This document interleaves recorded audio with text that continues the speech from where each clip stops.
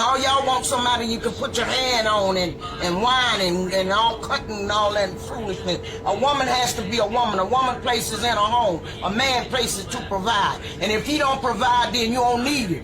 So, Mama Agnes, what kind of women are like us dudes just choose? How do you feel about us just choosing all these, you know? I don't feel anything because I got my man. I've been had him for 54 years. And I always had to be a woman. I've been a woman. Look, I've been working since I was 7. I've been raising children since I was 5. I've been cooking since I was 4 and a half. And these women today, all they know is McDonald's, fast foods and stuff. They don't know nothing about cooking and feeding no man. Or wait till a man hardens through his stomach, get you behind in there and cook. You know, and feed him. And what about the and loyalty? Make sure he get up off his butt and go to work. Is that something that's missing in this community now? No, the women's sorry. Now, they may not like me for saying it, but these young women today, they don't even raise their children. Their children...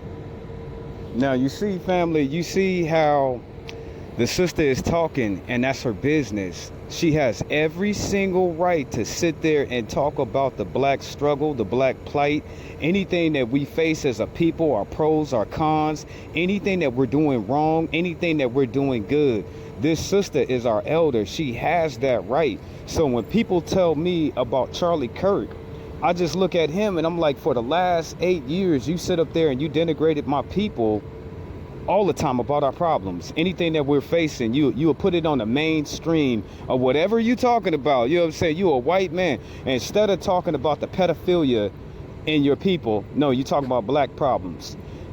The crime, the rape, the murder, the low birth rates, the school shootings, the shootings at churches, the shootings at malls, anything that his people is doing, you know what I'm saying? Charlie Kirk is the type of person that he had never met in a million years that is systemic and overt and covert racism to my people. He would never admit that in a million years. It was always, you black people got to pull yourself up by your bootstrap. But for the life of me, I could never understand, why would you take time to talk to a group of people that you're not of that lineage? You're not of that race of people. They're not going to hear you. You know what I'm saying? And they're going to be offended, and they're going to take it as, well, I can't even say we took it as anything like that. We looked at that man as he's able to sit up here and spew forth all the hatred that the right-wing media would ever put out. That was their guy to be sitting up there saying all of those things. They paid him. If you personally ask me about Charlie Kirk, I would tell you that he should have took the money. He should have took the money. You know what I'm saying? You should know that it's more behind this than just what you see on the TV. Y'all should already know that. And from what I know about the man, he should have had took that money, and he should have had ran. He should have sit down somewhere for a couple of years and been like a mayor. He could have started off small like a mayor, then he could have went to senator, then he could have went to the Congress. He could have had did something of that nature. But like your brother Israel, I always sit here and I say, you know what I'm saying, why sit up there and talk to a group of people about problems that's problematic? And your group of people have problems of their own. This is the same man who would sit up here and say that my people atone for 50% of the murder and the death. So that tells me that white people are pure and white people are innocent and white people don't break no crimes. With all the molestation, all the rape, all the drug use, all the robberies that his people do, he could sit there and talk about his people, but he had a disdain and he had a hatred towards my people. That's why he constantly had us in his mouth. To him, Charlie Kirk, black people was the problem with America. You know what I'm saying? Straight up, you know what I'm saying? If you ask me, you know what I'm saying? If you ask Charlie Kirk, what's the problem in America? He would say black people. So that showed us that he was racist. And throughout all these years with this man and all of his anti-black settlements, worrying about the black home. He not worrying about the low birth rates with white people. He not getting on his people, telling his people, hey, you need to get off of them drugs. You need to get off of that fentanyl. You need to get off that methamphetamines. Y'all need to stop. Y'all need to stop doing alcohol. Y'all need to stop having babies out of wedlock. He's never going to sit up there and approach his people in that fashion. But at the same time, it was never his job to say anything about our people. wasn't his job. Why is this not his job? Because this sister right here and your brothers and sisters, Raising them. Look, that's our job. a woman's place is to raise her children, and at the end of the day, tell their husbands which one they had to almost kill. That's how that go. That's why the juvenile center is so full, and they expanding the jails. So instead of him working on his people and telling them about their problems and trying to work through all the crises that they're having, his people in general, the crises that they're having as a people, no, he wants to be infatuated on why there's not a black man in the house, why black kids is not graduating from high schools, why black women are not getting married. You know what I'm saying? His main thing that he would sit up there and say, oh, well, you know, it's 2020. What can I do that you can't do? It's a whole lot that man can do, or his race of people can do, that we can't do as a people. And he know that. This is the same man that would sit up there and deny reparations at every turn that he possibly could. So from my understanding, he should have took his time while he was on this earth to sit up there and plead with his people, but he did not. Do Jehoshaphat Israel serve the same God as Charlie Kirk? No, we do not. You know what I'm saying? No, we do not.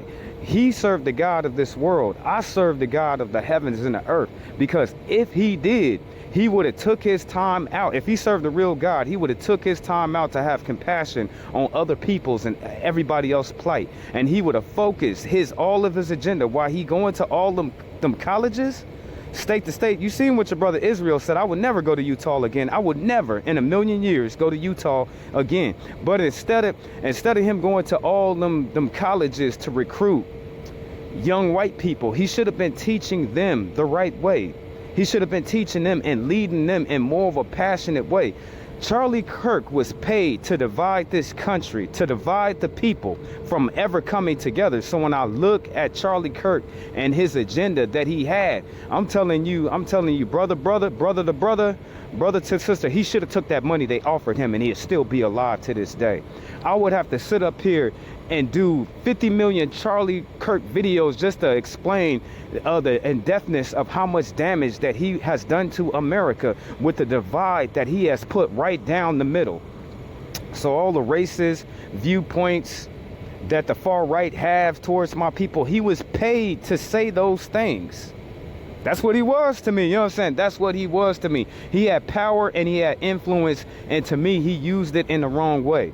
When they gave him that great payout that they offered him under the table to work for them, just like they propped him up. You want to know who really killed him? Is the people who invested in him. Tell you off the top, that's who had him set up like that.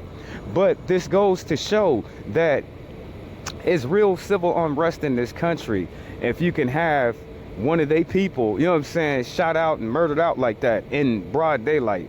But once more again, he should have had took his time to focus on his people and all the problems, the crises that they are in as a people as this moment. I seen Charlie Kirk as a great divider in this country, dividing the people. And I hate the fact how he weaponized his fake Jesus, you know what I'm saying, so he can at least, because when he first came out, he wasn't